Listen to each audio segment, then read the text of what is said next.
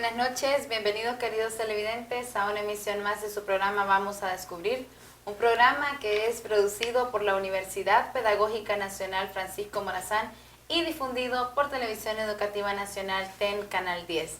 Hemos preparado para todos ustedes unos segmentos de gran importancia con información muy importante, así que le invitamos a cada uno de ustedes a que se puedan quedar con nosotros acompañándonos durante todo el programa para que puedan estar interesados en cada uno de estos segmentos que hemos preparado para cada uno de ustedes. En este segmento de Física para Todos estaremos platicando sobre la relación entre voltaje y corriente. Dos términos que son bastante similares pero que tienen muchas diferencias y que ya la licenciada Merly Domínguez va a estar compartiendo con nosotros este tema con respecto a muchas cosas que nosotros tenemos que ir haciendo cuando estemos utilizando cables de alta tensión, por ejemplo. Para ello, entonces, le doy la más cordial bienvenida. Buenas noches, Merly Domínguez. Buenas noches y buenas noches a todos los que están en casa acompañándonos este día. Bien, entonces esa relación, les comentaba, la relación entre el voltaje y la corriente. Son términos que usted aquí nos va a acompañar a todo este segmento y nos va a estar diciendo cuáles son estas diferencias. Sí, bueno, para recordarles, estamos hablando y el título del programa de hoy es ¿por qué los pájaros no se electrocutan, ¿verdad?, cuando tocan estos cables de alta tensión que vienen de los postes o el alumbrado eléctrico? En primer lugar, para comprender por qué ellos no se electrocutan, y quizás hay personas que han tenido accidentes fatales, entonces primero es que es necesario comprender qué es el voltaje y qué es la corriente eléctrica, y de hecho qué es una resistencia. En primer lugar, una resistencia o un material resistor es todo aquel que se opone al flujo de corriente eléctrica, mejor dicho, el flujo de electrones. Entonces, mientras que un conductor es todo un material que permite el flujo de electrones. Y el potencial o voltaje o diferencial de potencial es realmente lo que permite que los electrones se movilicen de un punto a otro. Ahora, en realidad, ¿qué es lo que afecta para que una persona o un animal, por decirlo así, se electrocute ya en contacto de un conductor? Realmente no es específicamente por el voltaje. Nosotros en las conexiones que tenemos de los tomacorrientes, estos tomacorrientes en ocasiones están indicados como 110 voltios, ¿verdad?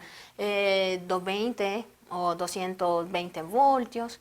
Entonces, realmente no es el voltaje o la alta cantidad de voltaje lo que nos produce que estas células básicamente son las células del cuerpo son las que al recibir esta descarga eléctrica son las que se dañan. Entonces realmente es la cantidad de corriente que pasa por nuestro cuerpo que es lo que produce que nos electrocutemos como tal, como la palabra común que usamos, ¿verdad?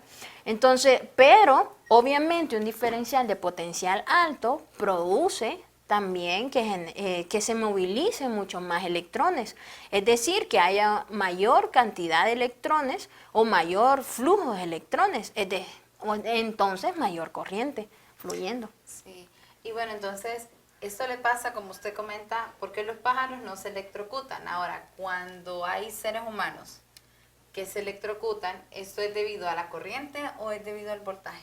Ok, en realidad es por la cantidad de corriente que circula por el cuerpo. Si vemos en pantalla vamos a ver una tabla donde menciona la cantidad de miliamperios que el ser humano puede estar recibiendo y, por ejemplo, de 0.1 a 0.5 miliamperes, el ser humano no percibe esa corriente como tal, no la siente, no está dentro del umbral de sensación. Ahora, si aumenta cada miliamper que va aumentando, entonces ya empieza a producir calambres, entumecimientos. De hecho, una reacción del cuerpo humano es que cuando tocamos una conexión que conduce a electricidad y esta supera, por ejemplo, de entre 10 a 15 miliamperes, entonces por simple reflejo el ser humano tiende a sujetar estos cables. En ocasiones, de hecho, ustedes podrán notar que los expertos cuando andan tocando estos cables de alta tensión, ellos lo que hacen es poner su mano, de hecho, en sentido contrario, porque si el cuerpo reacciona, entonces ellos no tienden a sujetarlo. Ahora, del máximo cantidad imagínense la cantidad de corriente que puede pasar por el cuerpo humano para producir quemaduras de tercer grado. 1 amper es lo suficiente. Una generadora, por ejemplo, una central generadora de electricidad, como la que nosotros tenemos en el cajón, genera alrededor de 600 amperes por hora y nosotros solo necesitamos 1 amper para estar básicamente todo nuestro organismo completamente quemado. Es mínima la cantidad que necesitamos en comparación a la cantidad que usted hace la comparación con eso de la represa del cajón, que es la que produce. Entonces, cuando nosotros tocamos un cable de alta tensión, ¿cuánta corriente es la que pasa por nuestro cuerpo? Bueno, realmente eso va a depender de la forma en la que nosotros estemos tocando ya sea cualquier tipo de conductor. Por ejemplo, si nosotros tocamos una conexión de nuestras casas, una conexión de 110 voltios, nada más vamos a estar recibiendo va a estar circulando por nuestro cuerpo aproximadamente entre 0.17 amperes. O sea que vamos a percibir esa especie de calambre, que por eso de hecho nosotros decimos, nos dio un toque eléctrico. Y en esos instantes no sentimos quemaduras. Pero, ¿qué pasa con los alumbrados de alta tensión? Ustedes se han fijado, muy probablemente usted se ha fijado que hay pajaritos que se quedan sostenidos con sus 2 patitas sobre uno de los cables de alta tensión. Rara vez y muy probablemente no ha pasado, o rara vez ha pasado que ellos se quedan sentados con sus 2 patitas, uno en un cable y otro en otro. Rara vez van a ver que eso pase. Si eso llegara a pasar, entonces ahí sí los pajaritos se electrocutarían, que estarían tocando 2 cables de alta tensión. Cuando solo tocan uno, entonces no pasa nada. De hecho, una persona se puede colgar de un solo cable de alta tensión y sí va a estar circulando corriente eléctrica. Sí va a estar circulando por ellos, pero no es aquella cantidad que sobrepase los 0.5 miliamperes. Entonces, ahora, ¿cuándo si una persona se electrocuta al tocar cables de alta tensión? Es cuando toca uno con una mano y el otro cable de alta tensión con la otra mano. Ahora, ¿qué está pasando en ese instante? Cuando nosotros tocamos con el mismo cable con ambas manos, todo cable tiene una cobertura, ¿verdad? Eso es un aislante. Entonces, parte de la corriente que está circulando por el cable, una mínima cantidad va a pasar por nosotros, porque nosotros somos buenos conductores, de hecho. Pero, ¿qué significa? Ese aislante es mucho más resistivo que nosotros mismos. Entonces, la corriente va a fluir por el cable y una mínima cantidad por nosotros. Ahora, en ese instante, el diferencial de potencial es algo pequeño. Cuando nosotros tocamos ambos cables de alta tensión con diferentes manos, lo que hacemos es reducir al máximo básicamente la resistencia del aislante. Y nuestra resistencia es mucho menor a la del cable que está conduciendo. Por lo tanto, la corriente va a circular a través de nosotros. Y los diferenciales de potencial ahí son mayor, es decir, permiten mayor cantidad de corriente que circule a través de nosotros que por el cable. La corriente es como el agua, busca los caminos más accesibles, por decirlo así. Entonces es ahí donde una persona se puede electrocutar. Por eso es necesario que trabajos de alto riesgo como estos los realicen los expertos. En ocasiones podrán ver videos chistosos donde una persona quizás está en el alumbrado eléctrico o algo así y sostenida, pero a veces ellos se sostienen más en el alumbrado, en los cables, ya sea de internet, ¿verdad? Internet satelital, y uno podría pensar, pero él se sostuvo de cables de alta tensión, pero en realidad puede confundirse estos cables con los de internet. Y la verdad que la recomendación que usted menciona es muy importante. En el caso de que nosotros necesitáramos utilizar o hacer algún trabajo y tengamos que hacer algún contacto, entonces lo más indicado es que llamemos o contactemos a algún especialista que pueda hacer ese tipo de trabajo y que se pueda hacer de la mejor manera y con las reglas de seguridad bastante accesibles. Sí, y también ha pasado, por ejemplo, que hay personas que intentan hacer sus propias conexiones, ya sea para, como dicen, robar un poco de energía eléctrica, y a veces estos tienen los accidentes, quedan pegados, de hecho, del alumbrado eléctrico, y hay otras personas que por ser nobles intentan salvarlo y van a buscarlo a sostener o intentar jalarlo con sus propias manos y también quedan electrocutadas, ¿verdad? Entonces lo ideal es bueno, obviamente en casos como esos, en primer lugar evitar hacer actividades riesgosas como esas sin conocimiento, ¿verdad? Sí. El segundo lugar, si ven a una persona en tal estado, entonces llamar a los bomberos, ¿verdad? O a especialistas. Y en todo caso, si ustedes quieren actuar, utilizar, por ejemplo, hay personas que han intentado ayudar a otras ya sea con varas de madera, o que sean de plástico, incluso hay guantes que son completamente, bueno, que son muy aislantes, ¿verdad? Obviamente, probablemente en tal caso no podríamos tener tal equipo a la mano, pero podríamos buscar opciones diferentes a no hacer contacto directo con esas personas. Bien, muchísimas gracias, licenciada Merly Domínguez. Hay que tener muy en cuenta todos esos consejos que usted nos estuvo dando y pues tener el cuidado, ¿verdad? Y ahora ya sabemos cuál es la resistencia, cuál es el voltaje y cómo es que nosotros podemos estar trabajando. Muchísimas gracias a ustedes, queridos televidentes. Les invito a que se queden con nosotros. Enseguida de la pausa comercial volvemos.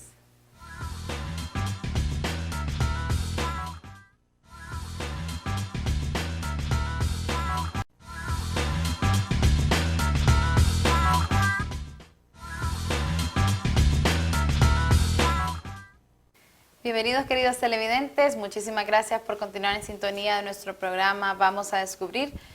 Pues en este segmento de Química para Todos estaremos hablando, vamos a seguir con esa continuación de las mujeres en la química, todos esos aportes importantes que de repente muchos de nosotros no sabemos y que gracias a la licenciada Rosana pues vamos a estar compartiendo sobre esos aportes tan interesantes y vamos a poder conocer esos nombres de esas mujeres tan interesantes que aportaron y muchas hasta perdieron su vida por hacer tantos estudios para enriquecer el estudio y el campo de la química, ¿verdad? Entonces, para ello, licenciada Rosana, buenas noches. Buenas noches, ¿cómo ha estado Naomi? Gracias a todos ustedes por estar en sintonía con nosotros. Y sí, hoy vamos a continuar con el tema y el programa, hace 2 programas más o menos, que hemos estado hablando de las mujeres, o por lo menos las principales 10 mujeres importantes en lo que es la ciencia, específicamente en la ciencia de la química, orientada a la química. Así es, y es que en los programas anteriores usted ya nos ha estado compartiendo y nos ha estado mencionando muchos nombres que algunos los conocíamos, pero que no sabíamos cuál en sí habían sido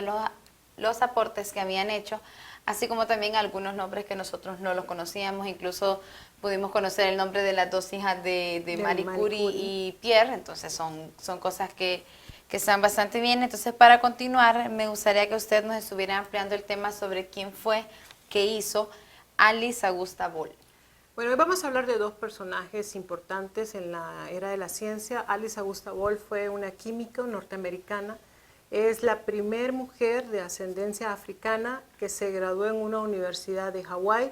Uno a veces esas cosas las mira como, bueno, ¿y qué importa? No es tan importante eso específicamente, pero la verdad es que en la época de los 1920, 1930 que estas mujeres se desarrollaron, era increíble que alguien llegara a figurar y mucho menos que obtuviera un máster en una universidad reconocida. Alice Augusta Boll se dedicó a la investigación de un principio activo importante y que al final marca la era de la ciencia, específicamente de la medicina, porque ella investigó un aceite que se utilizó muchísimo para el control de una enfermedad que en la actualidad todavía no está erradicada en el mundo, increíblemente. Bien, ella, usted lo menciona que fue una de las primeras mujeres en egresar de una universidad en Hawái. ¿qué fue su trabajo de investigación? Porque hablaba de su máster, ¿verdad? máster. Entonces, ¿en qué ella definió su trabajo de máster para poder Bueno, terminar? ella lo que investigó en su máster, preparó una tesis que se basó en la extracción de un principio activo de una familia de plantas que se derivan de lo que es la Piper metisticum, que se conoce como cava. La cava es más que todo un árbol perenne que se da mucho en la Polinesia y que se utilizó, o que esta señora Alice Augusta Boll lo utiliza y lo extrae para el tratamiento de la lepra. Increíblemente mencionábamos una enfermedad que todavía hay secuelas, todavía hay, por ejemplo, en países africanos donde hay comunidades de leprosos y que desgraciadamente pues la cura todavía está por venir, creo yo, o si hay algunas curas en algunos pacientes funcionan, en otros no. Hasta 1940 el hallazgo de Alice Boll en este ingrediente activo extraído de esta planta funcionó, en algunos casos con muy buenos resultados, podríamos decir, ¿no? A partir del Piper metisticum. Bien, bastante interesante esto de darle una cura, o más bien invertir su tiempo en buscar una cura sobre esta enfermedad que como usted lo menciona, bastante comunes en los países africanos. Sí, bastante común, y está asociada, hay una investigación actual que habla sobre un personaje actual, que es un hombre que está trabajando en relacionar la lepra con el albinismo, ¿verdad? Genéticamente se están encontrando algunas cosas que son interesantes de mencionar porque tienen relación, pero en países africanos muy grandes comunidades de leprosos todavía están conviviendo, viviendo, y desgraciadamente pues socialmente no son aceptables ni se pueden adaptar. Ellos tienen grandes problemas, por ejemplo, en el caso de pérdida de extremidades, pérdida de visión, entre otros problemas internos a nivel de órganos, pero es una de las enfermedades más raras, creo yo, gracias a Dios no reportada en nuestro país, pero que todavía a nivel mundial se ven estos casos, independientemente de lo que haya hecho, por ejemplo, Alice Boll en la década de los 40. Hasta 1940 todavía se utilizó el extracto que ella investiga, pero posteriormente obviamente es sustituido por sustancias más potentes, más efectivas, ya que esta sustancia que ella extrae, que se conoce también como el aceite de chalmugra, es un éster de etilo de ácidos grasos de esta planta que tiene un sabor amargo. Entonces no en todos los pacientes dio buen resultado porque los pacientes tendían a no adaptarse al mal sabor. Era terrible, producía vómitos. Ahora, la chalmugra, el extraída del Piper, se conoce también como cava, como decíamos, y se utiliza actualmente en India y en países y otros países de Oriente para el tratamiento, por ejemplo, de ansiedad, de estrés y como relajante muscular. Entonces se ha dejado de utilizar para el control de la lepra, pero se sigue utilizando para estas otras particularidades, por ejemplo, casos de estrés, que creo yo que todos hemos padecido de algún ataque de estrés en la actualidad con la vida tan ajetreada que vivimos. En nuestro país no se encuentra, pero es bastante rescatable sacar que esta señora, esta mujer, que realmente muere muy joven, extrajo en una investigación este principio activo, este ingrediente activo, y funcionó, fue funcional, por lo menos en 78 casos reportados que se trataron con este tratamiento. Ella murió a los 24 años, murió bastante joven, se cree que intoxicada por cloro. Algunas otras literaturas hablan de que ella murió por tuberculosis, otra enfermedad que también está afectando al mundo, y que creíamos, que estaban erradicados, pero que sabemos que por ahí hay todavía casos. Sí, bueno, con este nombre de Alice Augusta Boll, entonces podemos definir ya muchas más cosas, muchos más aportes a la química, y también está el nombre de Caitlin Lansley. Sí, Caitlin Lansley fue una británica, ella fue una cristalógrafa, o sea, encargada obviamente de cristalografía o identificación de estructuras químicas a nivel de cristales. Ella era de origen irlandés, muy reconocida en Europa porque define la estructura química por difracción de rayos X del benceno y también del hexaclorobenceno.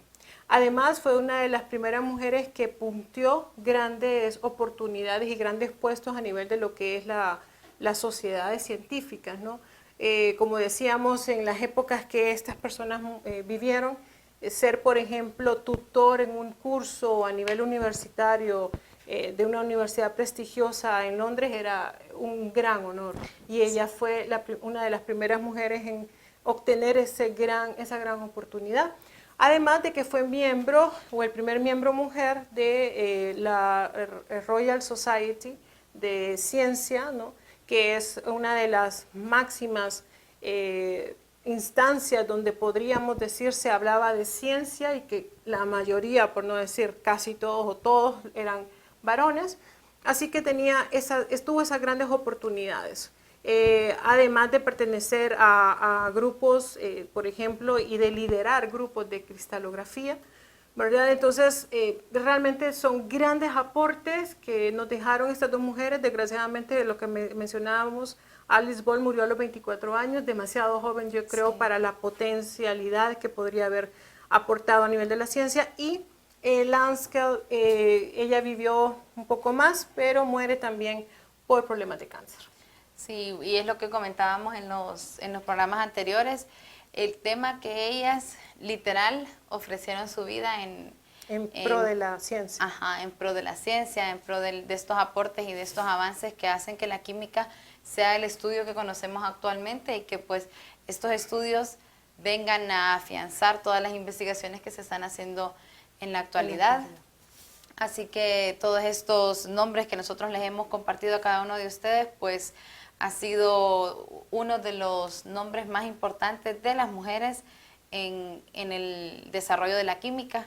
Así que, licenciada Rosana, muchísimas gracias. A ustedes por invitarme y pues compartir con nosotros el conocimiento de estas grandes mujeres en la ciencia. Sí, gracias a ustedes, queridos televidentes, por dejarnos entrar a sus casas. Les invitamos a que se queden con nosotros. Vamos al segmento de acreditación, un proceso que la Universidad Pedagógica Nacional está pasando por él.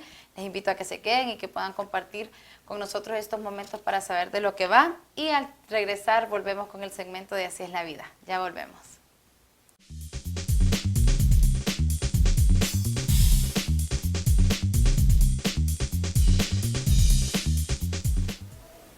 Estimados amigos, amigas, estamos de nuevo con ustedes en este segmento Acreditación y Calidad Sostenida de nuestra Universidad Pedagógica Nacional Francisco Morazán. Continuamos dándole seguimiento a este proceso que hemos emprendido rumbo a la acreditación institucional, un gran proyecto que como comunidad universitaria estamos involucrados para poder celebrar y poder decir que somos una universidad acreditada internacionalmente.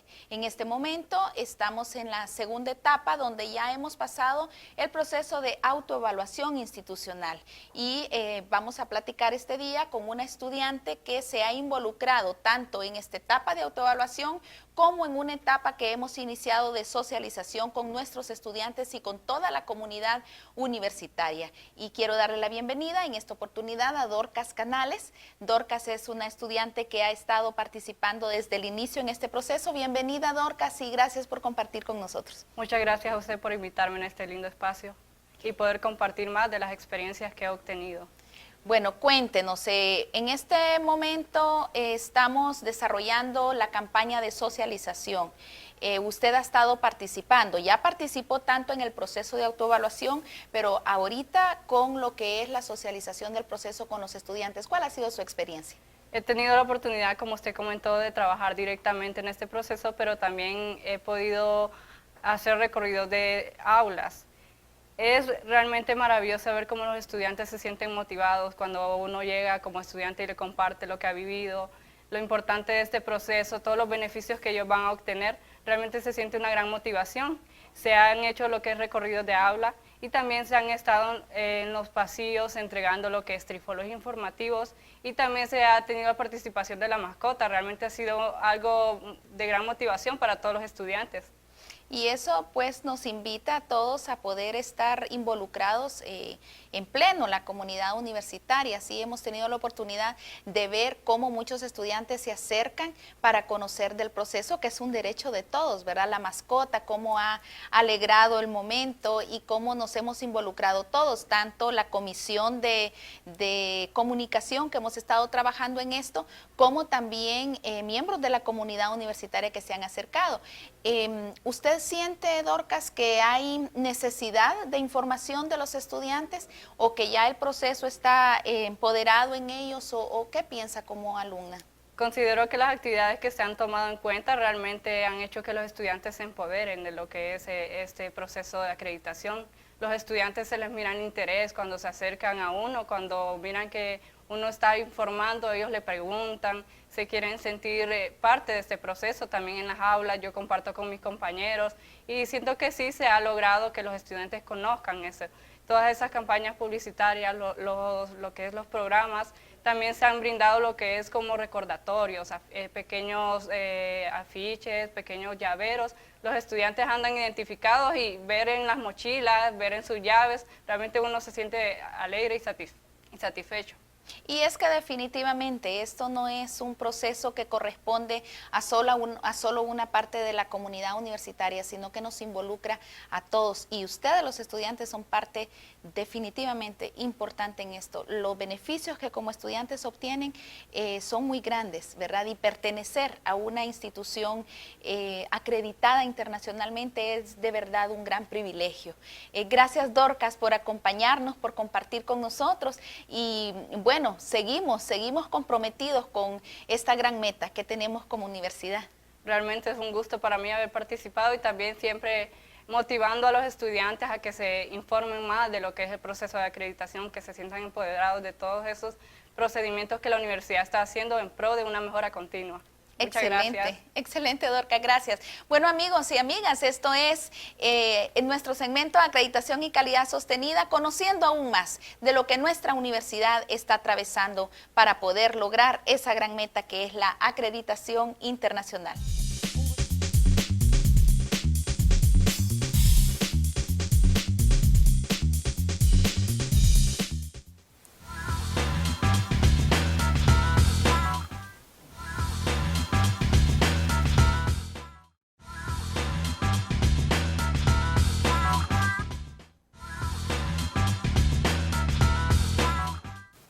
Bienvenidos, queridos televidentes, a este segmento de Así es la Vida. Agradecerles porque cada uno de ustedes está presente con nosotros.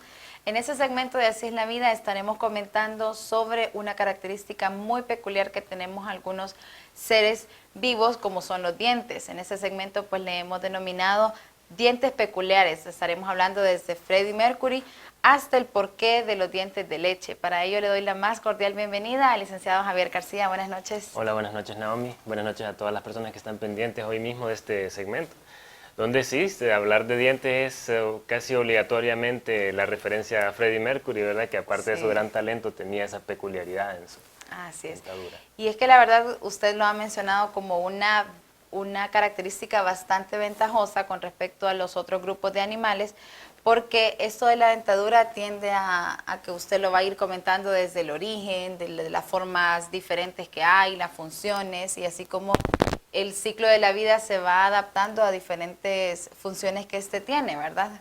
Sí, de hecho, hacer una salvedad aquí, un comentario, que vamos a hablar mucho de evolución, vamos a hablar mucho de caracteres, vamos a hablar mucho de adaptaciones, y que no quisiera dar la idea de que tener dentaduras o que tener estructuras óseas es ser mejor como organismo. En realidad hay mucha tela que cortar sobre qué cosa es más evolucionada que otra, y en su momento vamos a estar también discutiendo algunas cosas que para nuestro modo de vida y para nuestro espacio en el que habitamos es muy ventajoso tener dientes. Sin embargo, este discurso de quién es mejor biológicamente que otro ser es bastante complejo y no se puede medir de una manera concreta y objetiva. Y es que, como usted lo ha mencionado, esta tela que cortar, ya que como es bastante extenso el tema, al menos invertiremos 2 segmentos para platicar de ello. Por lo que comenzamos preguntándole a usted en qué momento de la historia natural aparece esta estructura de los dientes y cuáles fueron los primeros animales que se reportan presentes con esto.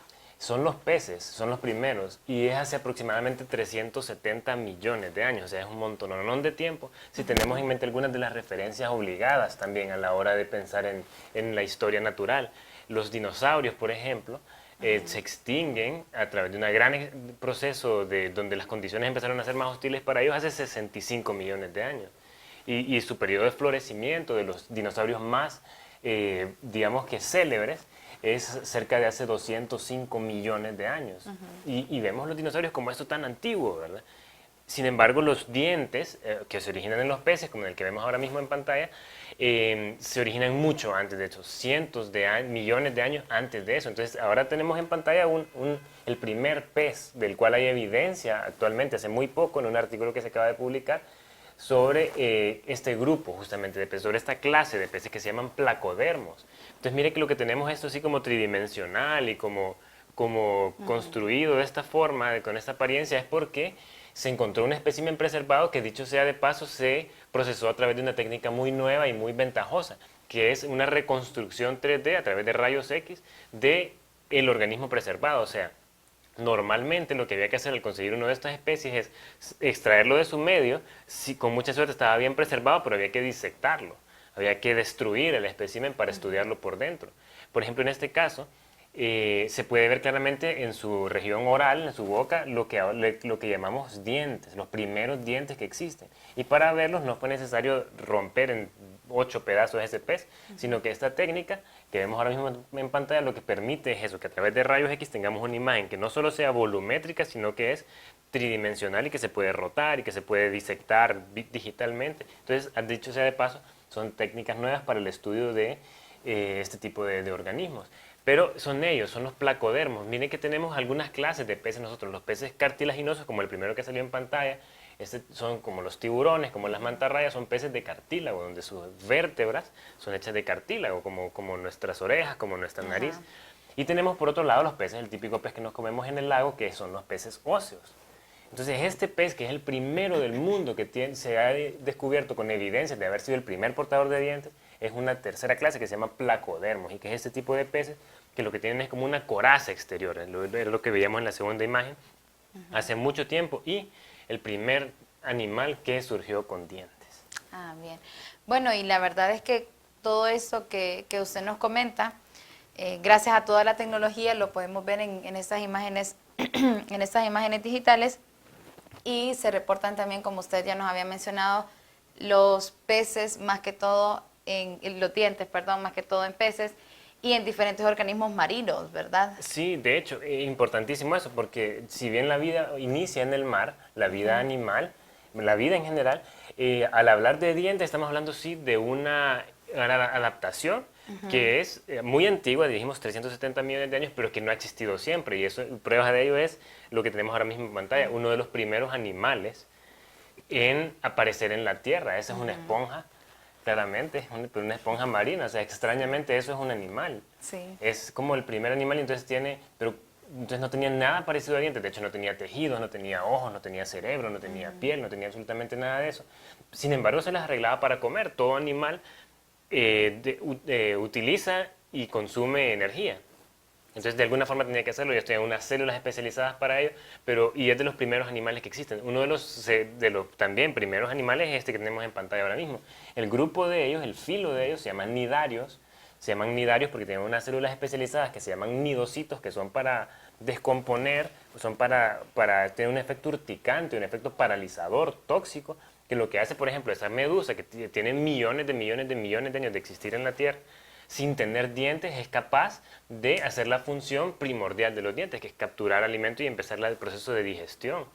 Eso es importante porque los dientes no son solo unas cosas muertas, no son un montón de 32 piedras en la boca, muy fuera de eso, tienen una parte viva, tienen una parte súper especializada, y aparte es ahí donde empieza la digestión mecánica, el machacado de la comida. Sin embargo, animales muy antiguos podían hacer esa misma función sin tenerlos. En el caso de ellas tienen esos nidocitos que hemos dicho, que paralizaban a la víctima, y luego tenían unas células internas, músculo nutritivas, que lo que hacen es secretar enzimas también para digestión.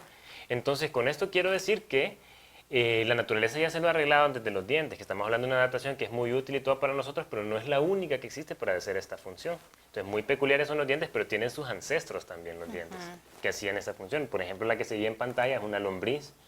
Es una imagen digital con un corte longitudinal de una lombriz donde se mira que está la boca, luego la faringe, luego está el esófago, luego está unas glandulitas calcíferas y luego está una parte donde ellas se les llama molleja.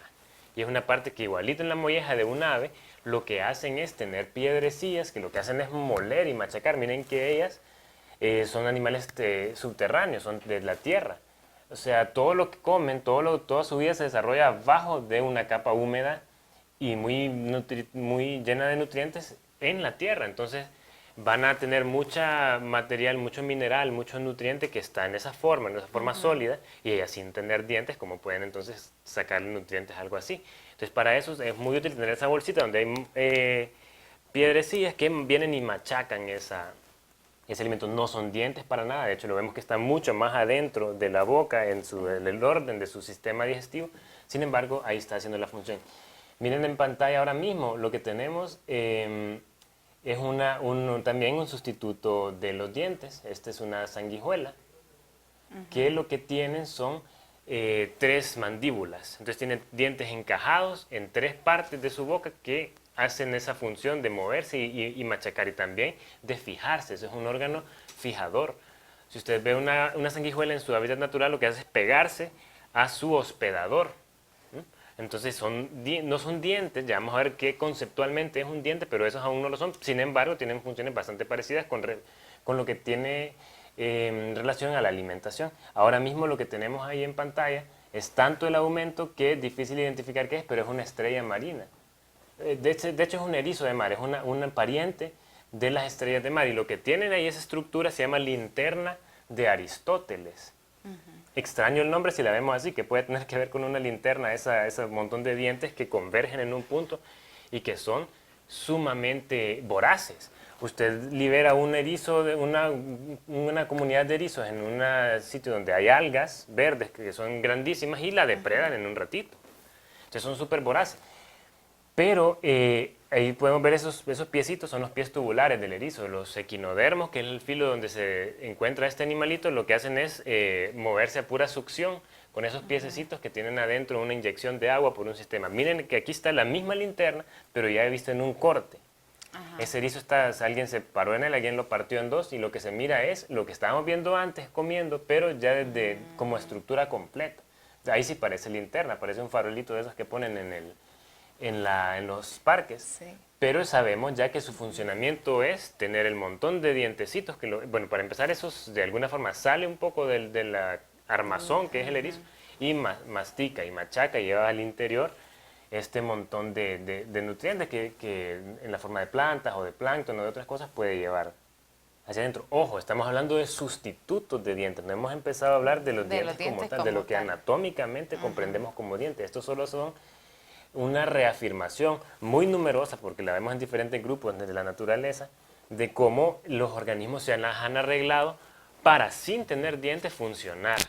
Y cómo la naturaleza también se las arregla para buscar soluciones. Sí, parecen dientes, en realidad que parecen dientes, muchísimos de ellos parecen, algunos no, la molleja de una lombriz, por ejemplo, un montón de piedras que ni siquiera son visibles, pero ya cuando vemos la sanguijuela, cuando vemos a esta erizo, ya vemos una cosa que parece dientes. Eso se llama evolución convergente, es cuando la naturaleza encuentra independientemente una solución muy parecida para un mismo problema, para el problema de la alimentación. Aquí la naturaleza se le ingenió para hacer esa la linterna de Aristóteles. No son dientes, pero empezó a buscar cosas muy parecidas, filosas, duras, resistentes, sólidas en la región oral. Entonces, ¿cómo busca la misma solución? Y creo que teníamos todavía algo más por ahí, hablando de alternativas a los dientes. Mire, por ejemplo, los moluscos, cefalópodos, ese es un calamar, tiene puro pico de perico, ¿eh? Sí. Y como 2 grandes dientes que se encuentran entre sí, esos los tienen alrededor de todos sus tentáculos. No son muy visibles porque justamente tienen un montón de tentáculos al lado de ellos, pero sí que está ahí una estructura sumamente resistente, sumamente cortante, con la cual él puede tener acceso a todas sus presas. Entonces ahí creo que tenemos una imagen más de archivo donde ahí puede verse, se tiene agarrada de forma invertida también a un cefalópodo, a un molusco, donde se puede ver que ahí está pues esa La estructura. estructura bucal muy resistente, muy similar a la dentadura. Y Algunos como tipos de usted dientes. ha hecho la salvedad, es bastante interesante que nosotros podamos definir que todo lo que usted nos estaba hablando son todas esas estructuras que hacen un sustituto a esta característica que nosotros le estamos platicando. Entonces, si realmente, por ejemplo, las mandíbulas de los escarabajos, si no son exactamente dientes, ¿qué son? O todo este tipo de que ya nos estuvo comentando usted, que son los sustitutos. Claro, es importante y son diferentes cosas en diferentes grupos, pero por ejemplo, ahí, en ese animalito que estamos viendo, en un escarabajo, decía usted, o en una lombriz, en un zompopo, eso parece también una dentadura y cuando lo vemos cortando hojas y todo decimos, bueno, ¿y entonces qué es? Si no es. Sí. En este caso son piezas bucales, se le llama. Los artrópodos son tan diversos que tienen estructuras sumamente variadas. En este caso hay mandíbulas, hay maxilas, hay maxílulas, hay un montón de estructuras que genéricamente se le llama piezas bucales, pero que son diferentes en el sentido de que estas son de un carbohidrato, que se llama quitina. Ajá. Parecido a la glucosa, parecido a la celulosa incluso, así en la misma familia de moléculas es, pero que estructuralmente es completamente diferente a la anatomía de un diente que tiene, ahí vemos la raíz, la corona, pero adentro de eso es una cosa viva. Mire que usted está en la mandíbula, en esto que se vería rosadito, está conectado a vasos sanguíneos, a arterias, a nervios, por eso es que arde tanto un diente picado, una endodoncia, todo horrible, porque es una cosa viva. Entonces mire que al interior tenemos lo que se llama pulpa, que es esa parte viva. Bueno, vamos a empezar de atrás para adelante, para decir con el video, eso de más arriba es el esmalte, y es de hecho la estructura más dura de cualquier ser humano. Sí. Es la parte más dura de los humanos, de la naturaleza en realidad, y esa no se puede reparar, etc. Abajo de esa está otra que se llama dentina, que es un tejido sumamente resistente, es el segundo tejido más resistente del cuerpo, el primero el esmalte, el segundo y abajo está la pulpa, que es la parte viva, la parte que secreta a las otras, que produce las otras en el desarrollo embrionario. Eso es un diente. Entonces todo lo que vimos antes es una estructura análoga, o sea, sirve para lo mismo, pero evolutivamente tiene un origen diferente. Y porque veamos que un diente entonces es algo muy específico, anatómicamente muy concreto, que no cualquiera de las cosas que vimos antes entra dentro de esa definición. Bien, y bueno, como lo habíamos comentado, entonces es un tema bastante extenso, bastante interesante, que lo vamos a estar comentando en un segundo segmento, ¿verdad? Sí. En el segmento del siguiente viernes, así que les invito a que se queden con nosotros, enseguida volvemos y les invito a pues que se sigan en sintonía con nosotros para el siguiente programa, donde vamos a seguir con la segunda parte de este programa. Ya regresamos.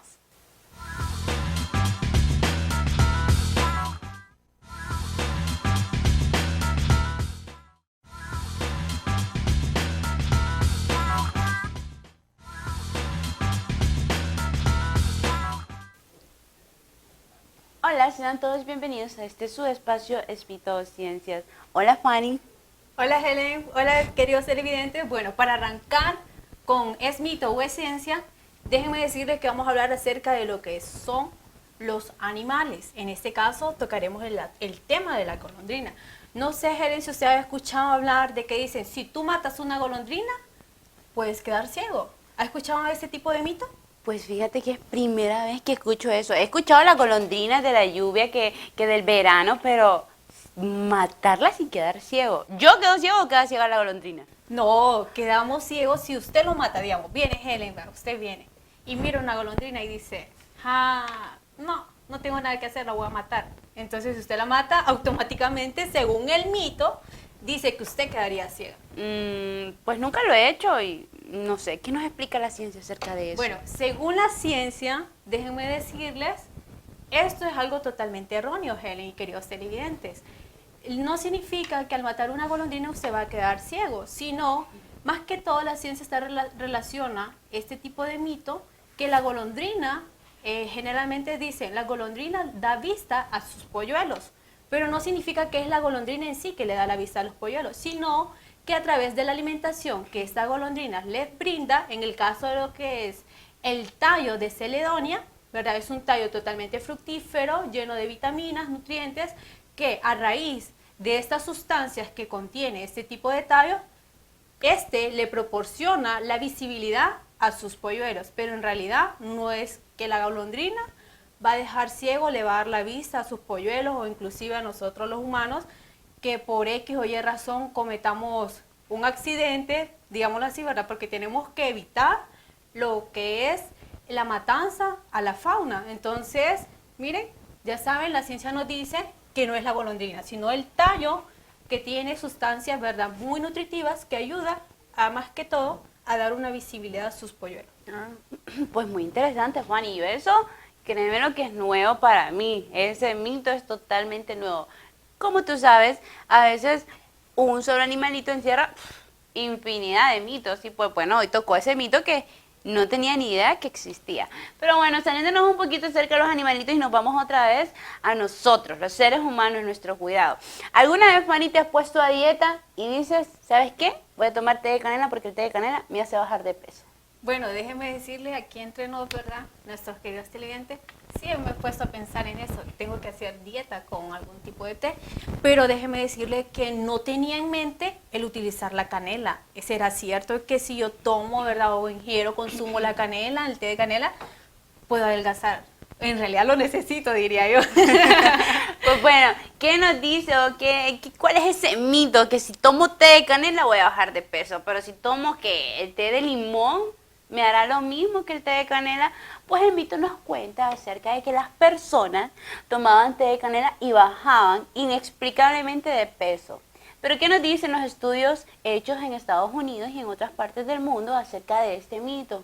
Es cierto que las infusiones, cuando hablo de una infusión, algo caliente, va a ser algo bien para el cuerpo. Y sí, después de una comida es bien visto y también el cuerpo lo recibe muy bien el tomar estas infusiones. Pero, ok, ¿cuándo las tomamos? ¿Cómo las tomamos? Da la casualidad que nosotros cuando nos ponemos a dieta y que queremos bajar de peso a la velocidad de la luz que queremos y que ya queremos entrar en ese vestido, o los caballeros ya quieren lucir esos cuadritos, ese cuerpo bonito, entonces pues todos queremos las cosas a la carrera y empezamos a tomar cosas sin saber, ¿verdad?, qué es lo que realmente hace en nuestro organismo. Recordemos que la canela en alta dosis lo que va a hacer es que la presión en las personas a veces las va a elevar. Así que hay que tener mucho cuidado de las cantidades, ¿verdad?, de canela que vamos a ingerir. Y más aquellas personas que son hipertensas, esas son las que tienen que tener más cuidado. Pero volviendo a las infusiones, recordemos que las infusiones, si las tomamos de noche, y ya es lo último que vamos a recibir en nuestro organismo, 1, nos van a relajar. Y 2, si esas van a hacer como que toda esa comida que estuvimos comiendo durante el día, pues esas cositas que se nos van a ir alojando y que conocemos como grasa, pues las vamos a empezar a desechar por la orina. Pero ojo aquí, es de noche.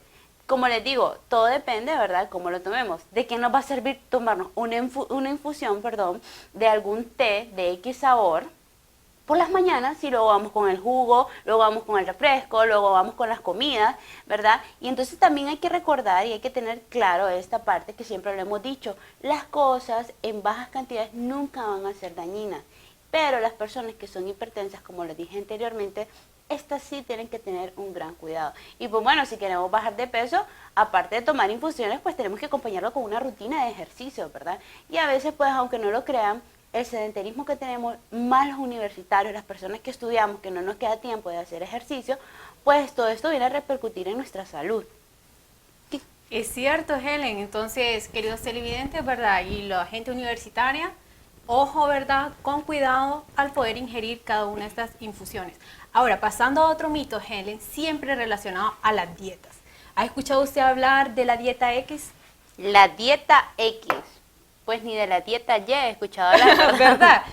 Miren, no estamos queriendo decir dieta X como que vamos a utilizar las ecuaciones, la matemática, algún tipo de cuestiones físicas. No, la dieta X, según el mito, nos dice que esta dieta nos va a servir a todos. Como que le puede servir, si me sirve a mí, le sirve a usted y le sirve a usted, querido televidente.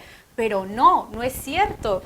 La ciencia nos dice, ¿verdad?, que al poder ingerir X alimento no significa que usted va a poder tener la misma reacción o el mismo efecto. No, recuerden que como organismos son totalmente diferentes. Entonces lo que yo ingiera puede que a mí me haga efecto. Puede que me ayude a bajar de peso, ¿verdad?, a tener una salud, un bienestar más que todo, Pero eso no significa que si yo consumo muchas frutas, muchos vegetales, eso va a tener el mismo efecto de usted. Entonces recordemos, ¿verdad?, que la ciencia nos dice que no todos los organismos somos iguales. Entonces tenemos que tener un control a nivel nutricional. Ir al nutricionista porque va a ser él que nos va a hacer una evaluación. Esa evaluación, a partir de esa evaluación nos va a decir qué alimentos consumir, qué alimentos no y cuáles van a ser las cantidades o porciones que nosotros debemos consumir para poder bajar de peso. No a nivel tanto estético, Helen, sino a nivel de salud, porque debemos de cuidarlo nuestro bienestar, ¿verdad?